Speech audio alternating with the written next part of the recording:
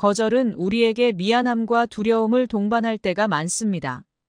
특히 다른 사람의 기대에 부응하려는 마음이 강하다면 거절은 결코 쉬운 일이 아니죠. 하지만 자신을 위해 단호하게 거절하는 것은 자기 존중의 가장 중요한 시작점이 될 수 있습니다. 이번 이야기는 민지라는 인물을 통해 거절이 어떻게 자존감을 높이고 자기 보호의 도구가 될 수 있는지를 알아보겠습니다. 자신의 우선순위를 명확히 하기. 민지는 항상 바빴습니다. 회사 동료의 부탁, 친구의 도움 요청, 심지어 가족의 작은 심부름까지. 누구의 부탁도 거절하지 못했기 때문이죠. 민지는 다들 나를 필요로 하니까라는 생각으로 계속해서 자신을 헌신했지만 어느 순간부터 피곤이 쌓여갔습니다.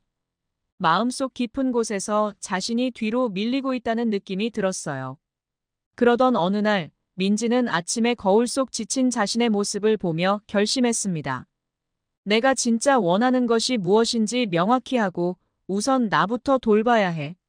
민지는 더 이상 타인의 요구에 무작정 응하지 않고 자신의 우선순위를 분명히 하기로 했습니다. 정중하지만 단호한 표현 사용하기. 며칠 후 민지에게 첫 시험이 찾아왔습니다. 친구가 주말 이사를 도와달라고 요청했죠.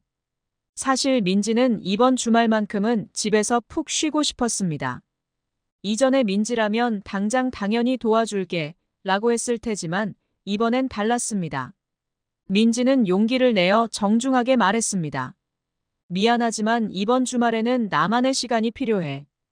대신 다음번에 꼭 도와줄게. 친구는 잠시 놀랐지만 곧 이해한 듯 알겠다고 대답했습니다. 전화를 끊은 뒤 민지는 느꼈습니다.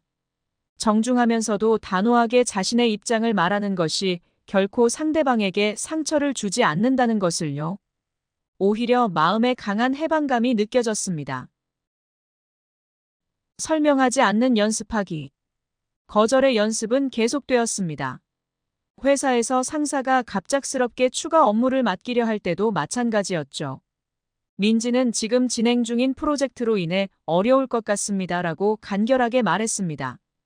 더 이상의 장황한 설명을 하지 않음으로써 민지는 자신의 입장을 명확히 전하고 더 나은 선택을 하게 되었습니다. 이전에는 상대방을 납득시키기 위해 길게 설명하고 변명하곤 했지만 이제는 그저 안 되는 것은 안 된다라고 이야기하는 것이 오히려 스스로에 대한 존중을 지키는 길임을 알게 되었습니다. 그 결과 자신을 더욱 소중히 여기게 되었고 타인의 기대에서 벗어나게 되었습니다. 대안을 제시하기. 어느 날 민지는 동료로부터 중요한 프로젝트 자료를 당장 검토해달라는 요청을 받았습니다. 민지의 스케줄은 이미 꽉 차 있었지만 상대방의 긴급함도 이해하고 싶었습니다. 민지는 잠시 생각한 뒤 이렇게 말했습니다. 지금 당장은 어려운데 오늘 오후 3시 이후라면 시간을 낼 수 있을 것 같아요. 이렇게 대안을 제시하면서 민지는 동료의 요청을 완전히 무시하지 않고도 자신의 일정에 맞출 수 있는 해결책을 제안했습니다. 이 방식으로 민지는 상대방과의 협력 관계를 유지하면서도 자신의 일정과 에너지를 소중히 여길 수 있었습니다.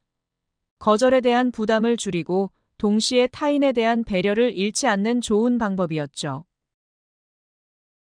이 4가지 기술을 통해 민지는 점점 자신을 위한 시간을 더 많이 가지게 되었고 자신에 대한 존중감을 키울 수 있었습니다. 거절은 상대를 밀어내는 것이 아니라 자신을 보호하고 삶의 균형을 되찾는 길이라는 사실을 민지는 몸소 깨달았습니다. 그렇게 민지는 자신의 삶에서 주도권을 되찾으며 진짜로 행복한 모습을 되찾을 수 있었습니다. 거절은 미안함이 아닌 자기 존중입니다. 처음에는 낯설고 두려울 수 있지만 단호하게 자신의 경계를 세우고 그에 맞게 거절하는 행동은 나를 사랑하는 가장 중요한 표현입니다. 자신을 돌보고 자신의 필요를 인정하며 나아갈 때 비로소 우리는 진정한 행복을 경험할 수 있습니다. 이제 여러분도 거절을 두려워하지 말고 자신을 지키는 소중한 방법으로 삼아보세요. 여러분의 자존감이 한층 더 높아질 것입니다. 행복사전이었습니다. 감사합니다.